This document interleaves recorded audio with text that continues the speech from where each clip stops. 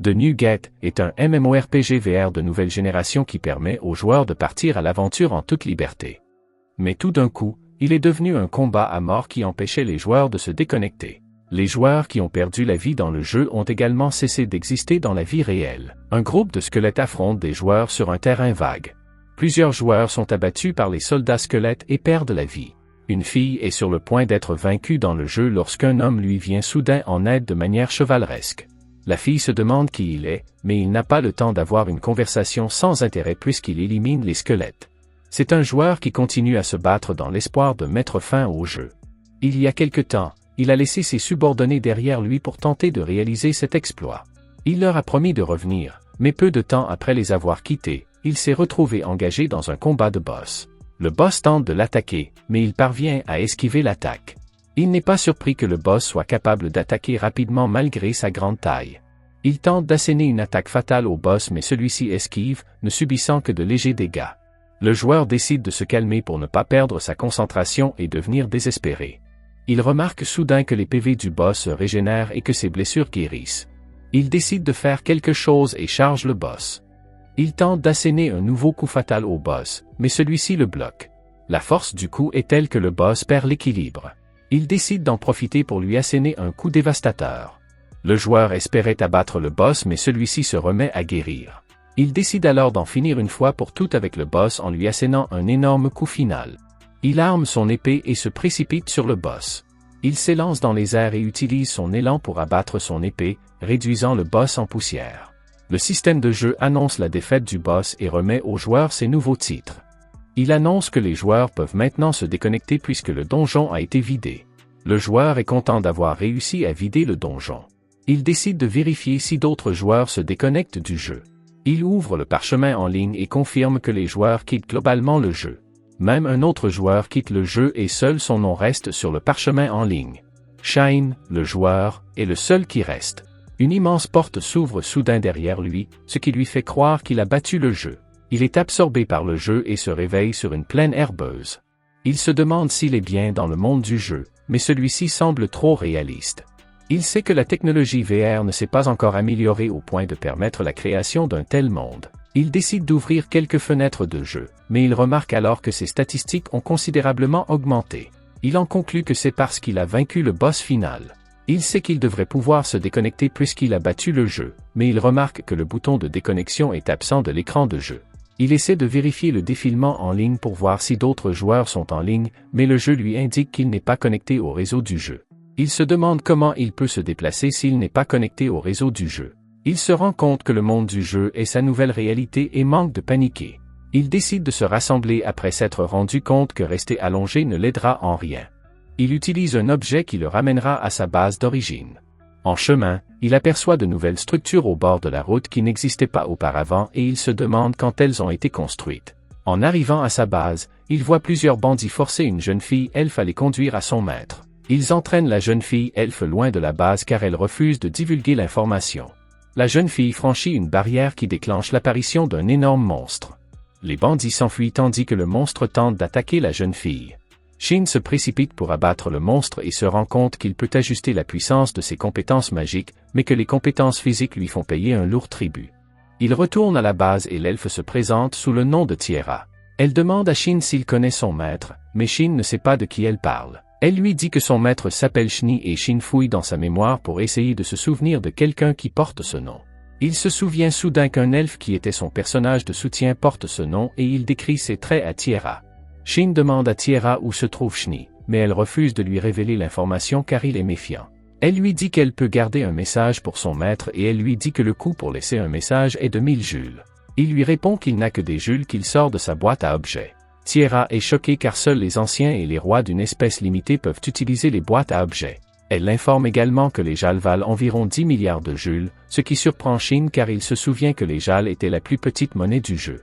Tiera se demande qui il est et il lui répond qu'il n'est qu'un aventurier qui a choisi l'espèce des hauts humains lorsqu'il a commencé le jeu. Elle lui dit que les hauts humains ont disparu, ce qui choque Shin. Elle l'informe que les hauts humains ont disparu au crépuscule de la prospérité, il y a 500 ans. Shin n'est pas au courant de cet événement et elle lui dit que c'est un événement qui a entraîné la disparition de nombreuses personnes. Shin comprend que l'événement majeur a pu se produire lorsque des personnes piégées dans le jeu ont disparu. Il se rend compte que le monde actuel se situe 500 ans après les événements du jeu. Tiera ramène Shin à la réalité et il lui offre un jal en remerciement des informations qu'elle lui a fournies. Elle refuse le cadeau car il serait stupide de donner à quelqu'un quelque chose d'aussi précieux après l'avoir rencontré. Il lui promet de ne pas le lui réclamer et Tiera l'accepte, heureuse de pouvoir tenir une pièce de jal dans ses mains. Shin lui dit qu'elle lui serait utile puisqu'elle est une elfe, mais Tiera est surprise que Shin puisse voir qu'elle est une elfe. Elle lui explique que son maître lui a jeté un sort d'illusion car les elfes aux cheveux noirs sont considérés comme un symbole maudit de malheur. Elle lui raconte qu'elle a été chassée de son village parce que ses cheveux noirs provoquaient trop souvent l'attaque des monstres, mais que son maître est venu à sa rescousse. Elle lui dit qu'elle vit dans le secret depuis plus de 100 ans, grâce à la protection de son maître. Shin se demande si la malédiction peut être brisée et elle lui dit que son maître est actuellement à la recherche d'un remède. Tiera dit à Shin qu'elle est satisfaite de vivre dans le secret, mais Shin se demande si ses cheveux ont toujours été noirs. Elle lui répond qu'ils étaient argentés jusqu'à ce qu'elle soit victime d'une malédiction qui a rendu ses cheveux noirs. Shin décide de réfléchir et pense que la fille peut être soignée. Il ouvre son menu de compétences mais la fille ne le voit pas et se demande ce qu'il fait. Il utilise sa compétence analyse qui lui montre que Tiera possède le don maudit. Il l'informe que c'est à cause de ce don maudit qu'elle se fait toujours attaquer par des monstres. Tiera lui dit qu'identifier la malédiction n'est pas suffisant pour la guérir, mais Shin utilise sa compétence de purification pour la guérir. Shin lui répond que la compétence a fonctionné mais que seule une partie de ses cheveux a changé. Tiera est surprise et se regarde précipitamment dans le miroir. Shin essaie de la consoler, mais il est surpris de voir qu'elle le remercie sincèrement d'avoir enlevé une partie de la malédiction. Elle est heureuse de revoir une partie de ses cheveux argentés après plus de 100 ans d'attente. Elle remercie Shin de lui avoir redonné l'espoir d'une guérison et Shin lui suggère d'essayer de sortir de la barrière. Il lui assure qu'elle s'en sortira car il vaincra tous les monstres qui l'attaqueront. Tiera reste sceptique, mais il lui dit de faire un acte de foi et elle décide de sortir de la barrière. Ils marchent dans une forêt voisine jusqu'à ce qu'ils arrivent à un plateau herbeux et Shin dit à Tiera que sa malédiction a été levée puisqu'ils n'ont pas été attaqués par des monstres sur le chemin. Elle retourne à la base et elle remercie Shin de l'avoir aidé. Tiera se demande ce que Shin va faire en attendant, puisque son maître n'est pas près d'arriver. Il décide de se rendre dans une ville voisine pour chercher ses autres personnages de soutien et se familiariser avec le nouveau monde du jeu. Elle lui donne une lettre d'instruction à remettre au royaume qu'il a vu en se rendant à la base. Elle l'informe que la lettre lui permettra d'éviter la ligne d'inspection et Shin la taquine sur le fait qu'elle donne des choses à un étranger. Elle lui dit que c'est pour la remercier de l'avoir aidé à lever sa malédiction. Shin décide de quitter la base et Tiera lui promet de l'informer du retour de son maître. Shin se rend au royaume et passe la ligne d'inspection. Il n'arrive pas à croire qu'une lettre d'introduction lui donne un tel privilège. Le garde qui l'escorte l'avertit de ne pas perdre la lettre car elle est si importante qu'elle pourrait lui permettre d'obtenir une audience avec le roi. Le garde l'emmène à la guilde des aventuriers et Shin décide de recueillir quelques informations. Shin entre dans la guilde et un employé de la guilde l'accueille. Il lui dit qu'il aimerait s'inscrire en tant qu'aventurier et elle lui indique le comptoir où les demandes sont acceptées. Il arrive au comptoir, mais il est surpris de voir la même personne. Il lui dit qu'elle ressemble à la personne de la porte d'entrée et elle l'informe qu'il s'agit de sa grande sœur jumelle, Celica. Elle se présente sous le nom de Celica, puis lui dit de déposer une demande d'inscription et de remplir un formulaire.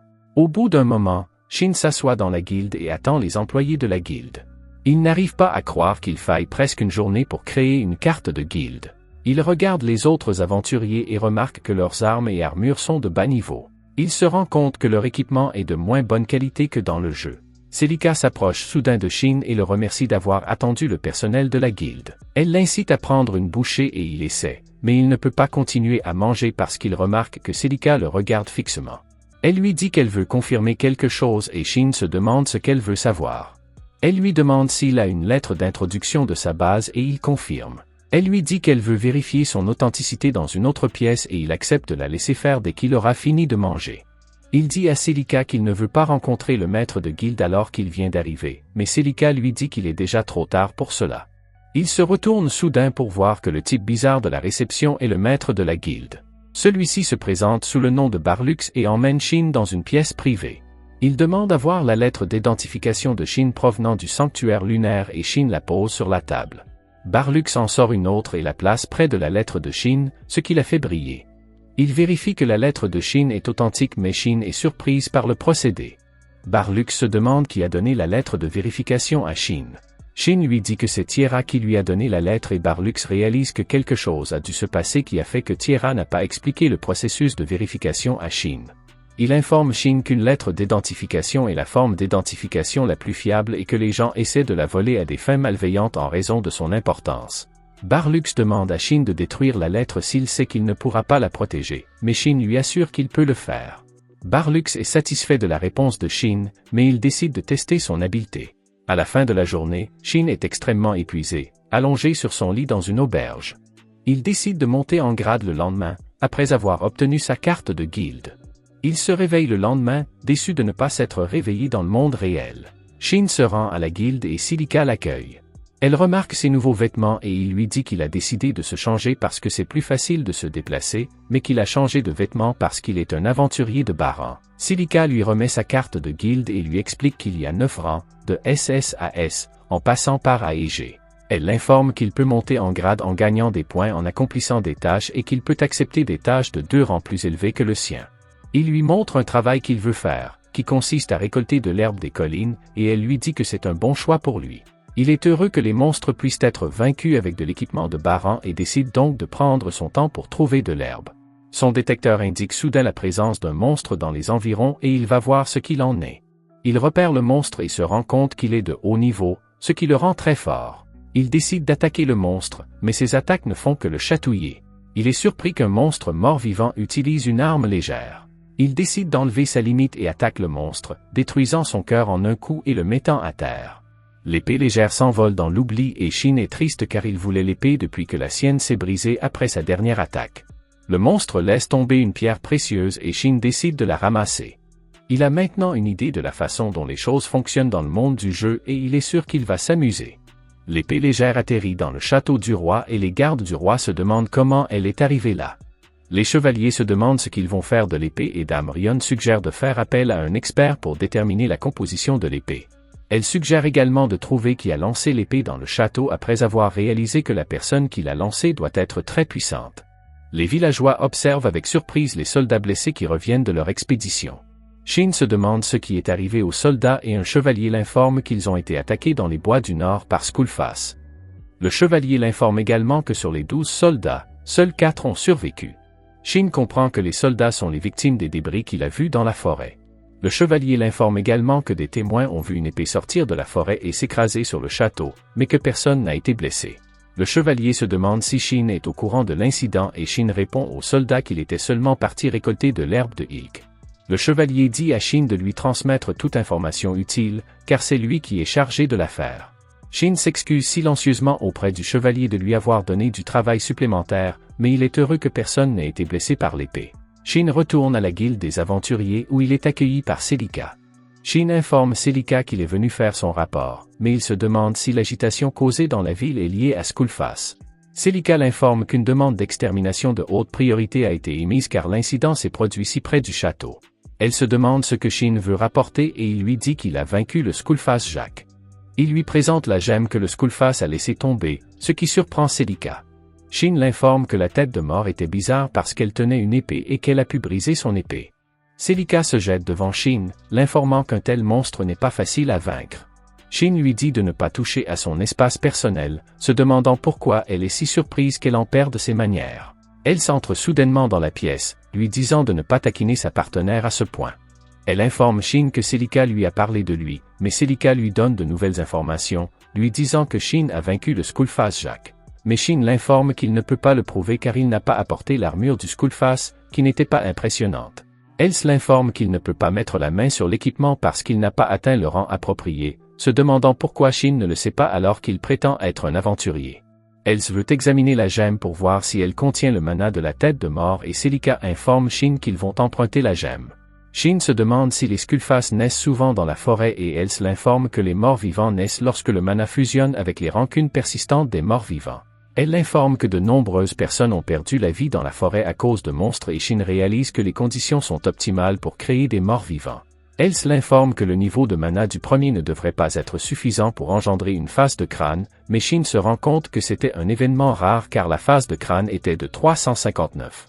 Ils sont tellement surpris que Celica décide d'accélérer l'évaluation des gemmes et demande à Else de la remplacer au bureau. Shin est surpris qu'il puisse évaluer la gemme pour déterminer la force du monstre, mais Else l'informe qu'il est aussi fort qu'un groupe de rang A puisqu'il a pu vaincre le monstre tout seul. Shin la supplie de garder cette information pour elle afin qu'il n'attire pas l'attention lui-même et Else promet de garder son secret. Shin se rend dans un restaurant et il est surpris lorsque Celica l'accueille car il ne s'attendait pas à ce qu'elle travaille dans le restaurant. Mais elle veut qu'il partage la table et Shin accepte parce qu'il se sent mal à l'aise lorsqu'il est assis seul. Avi entre soudain dans le restaurant et tous les regards se tournent vers lui lorsqu'il rejoint Shin à sa table. Shin remarque qu'il porte la lance magique Venom, une arme légendaire dont les capacités rivalisent avec celles des armes mythiques. Avi s'installe à la table de Shin et ce dernier se présente à lui. Avi se demande s'il est un nouvel aventurier et Shin lui répond que c'est seulement son 3e jour en tant qu'aventurier. Avi remarque que son équipement indique le contraire car il s'agit d'une armure supérieure à la moyenne et Shin l'informe qu'il n'est pas originaire du château et qu'il ne sait donc pas ce qui est normal dans ces parages. Avi comprend maintenant pourquoi Shin n'avait pas peur de son nom. Shin se demande ce qu'il a fait pour que les gens aient peur de lui et il l'informe qu'il s'appelle Avis le vampire parce qu'il chasse les créatures mortes vivantes. Shin pensait que son surnom était dû à son teint, mais Avis lui explique que la vraie raison est que le venin a la capacité de drainer la force vitale de sa victime et de la transférer à son porteur.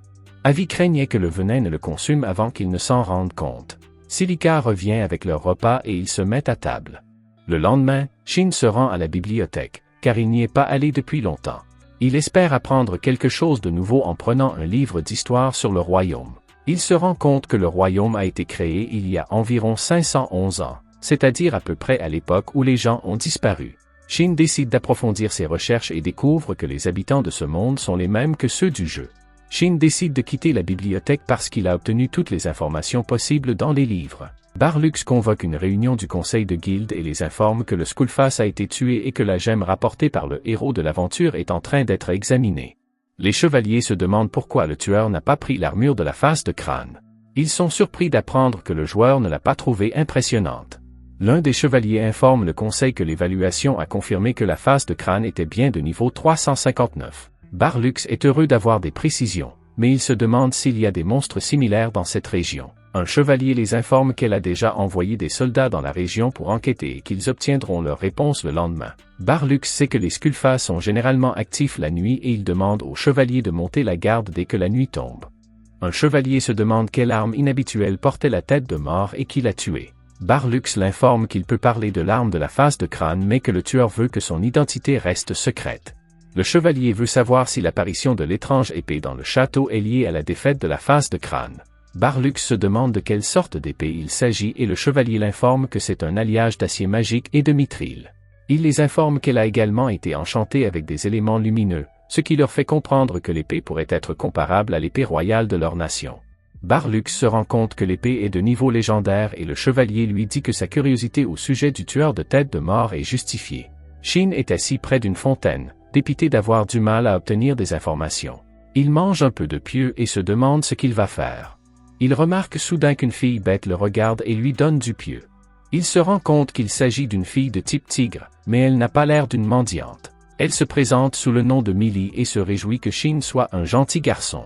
Shin se présente à elle et l'informe qu'il rentre chez lui car il se fait tard. Il se demande si elle rentre aussi chez elle et elle l'informe qu'Avi est venu la chercher. Shin est surpris de retrouver Avis et se demande si Millie est sa fille. Avi l'informe que Millie fait partie des orphelins de l'église, mais qu'elle est très douée pour s'enfuir et que c'est lui qui est chargé de la retrouver.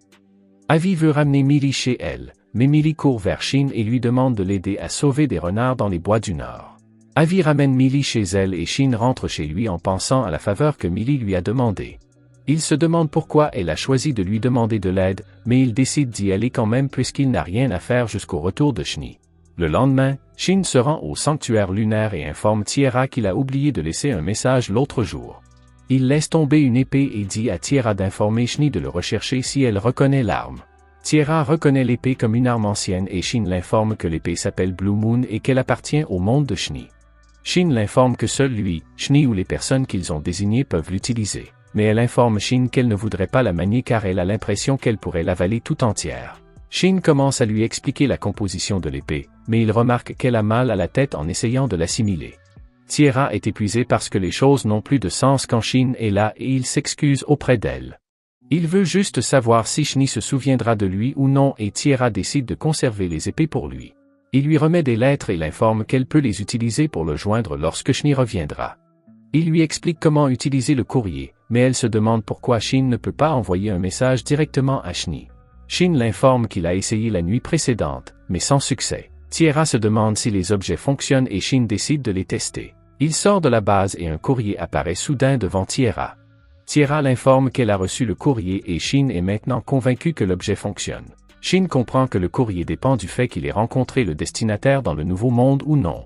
Tiera lui demande quelques lettres et il décide de lui en donner puisqu'il en a trop. Elle l'informe qu'elle essaie de devenir mage et qu'elle veut donc étudier les objets magiques. Shin décide de lui donner quelques lettres en guise de paiement pour avoir livré son message à Shni. Shin se rend dans les bois du Nord, mais à son arrivée, il n'a aucune idée de la façon de sauver les renards. Il se déplace dans la forêt, essayant de s'enfoncer plus profondément, mais il entre dans une barrière invincible et une voix commence soudainement à lui dire de partir. Shin se demande pourquoi il reçoit des interférences mentales après avoir amélioré sa résistance. Il prend cela comme un signe que quelque chose de fort se trouve devant lui et décide donc de s'enfoncer dans la forêt. Il arrive à un sanctuaire et se rend compte que les interférences mentales ont disparu. Il en conclut que le sanctuaire est le centre de la barrière, mais alors qu'il franchit la porte, il entend quelque chose se briser au loin. Il entre dans le sanctuaire et voit un renard couché dans un cercle magique. Shin ne voit aucun piège, il décide donc d'aller aider le renard mais il se rend compte que le renard est presque en train de rendre l'âme. Il décide de le soigner et le renard reprend soudainement conscience. Shin entend une autre barrière se briser au loin et il sort pour se voir entouré de soldats morts-vivants. Il décide de les abattre tous, car il ne veut pas de nouvelles pertes après l'incident de Skullface. Les soldats morts-vivants se ruent sur Shin, qui utilise son épée magique pour les abattre, mais le système de jeu lui montre deux nouveaux ennemis. Il se rend compte que les statues de renards n'étaient pas sur leur piédestal. Elles se détachent soudain de la sculpture et atteignent une taille imposante. Shin est surpris car il n'a jamais rien vu de tel et il est encore plus surpris que les renards golems soient de niveau 674. Les renards l'attaquent avec leur magie et il se rend compte que l'aura qui les entoure les fait se comporter de manière erratique. Shin décide de s'occuper des renards car il ne veut pas qu'ils se promènent librement. Il utilise les ombres pour les immobiliser et les renards créent un écran de fumée qui blesse le renard que Shin tente de sauver. Il décide de terminer le combat rapidement lorsque les renards commencent à l'attaquer et qu'il se rend compte que ses ombres ont disparu. Shin est sur le point d'utiliser toute sa puissance mais le renard le dirige vers le cercle magique dans lequel il se trouvait. Shin est content que l'écran de fumée n'ait pas fait disparaître les cercles magiques et les renards le remarquent aussi. Il se précipite sur Shin mais il utilise des chaînes magiques pour les retenir et il les achève avec un coup cataclysmique de sa lance magique. Shin se rend compte que les miasmes ont disparu et il décide de vérifier les caractéristiques du petit renard. Il se rend compte qu'il s'agit d'un élémentaire, mais il est surpris qu'il soit si petit, car les éléments sont généralement colossaux. Pendant ce temps, Shni reçoit une lettre magique de Tiera et elle se demande comment Tiera a pu mettre la main sur un tel objet magique. Si vous voulez une suite à cet anime, abonnez-vous, laissez un like et un commentaire pour aider la chaîne à grandir. Merci d'avoir regardé cette vidéo.